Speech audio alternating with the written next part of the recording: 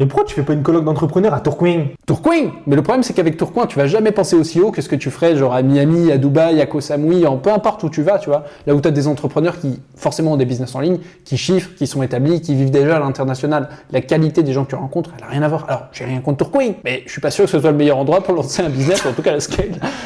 Pourquoi tu penses qu'à l'avenir, les gens ils vont tous vivre dans des co-living? Mais en fait, de plus en plus, le monde il est complètement digital. Tout ce que tu commences à faire aujourd'hui, il y a de moins en moins de business qui sont physiques, mais de plus en plus qui sont digitales. On a besoin de créer des choses, d'innover, d'inventer des systèmes, des IA, des trucs. Ça nous fait gagner un temps phénoménal et en fait, on a un vrai essor, on l'a vu avec le Covid, du télétravail. Donc aujourd'hui, c'est des entrepreneurs qui vivent un peu partout autour du monde, ils gagnent de l'argent, tout ça, ça se passe bien. Demain, je suis persuadé qu'avec l'évolution de la métaverse, les mecs, ils ont un casse sur la tête. Tu verras tes employés comme ça autour de toi sur une table, sauf qu'il y en aura un à Miami, l'autre à Dubaï, l'autre à Tourcoing, et ils seront en train de travailler simultanément, tu vois, sans avoir le besoin de vivre dans le même endroit. Et du coup, ils vont avoir besoin de quoi? On a besoin d'avoir des gens qui nous ressemblent autour de nous, ils vont se rapprocher de communautés, donc le concept de co-living, il vient de là. Ils vont avoir besoin d'être entourés de personnes, ils vont avoir besoin d'une humanité, de pas être seuls toute la journée. Donc, à mon avis, de plus en plus, ils vont se rapprocher de communautés qui leur ressemblent, avec leur centre d'intérêt. Et c'est là où, pour moi, le concept du co-living, il va complètement changer le monde.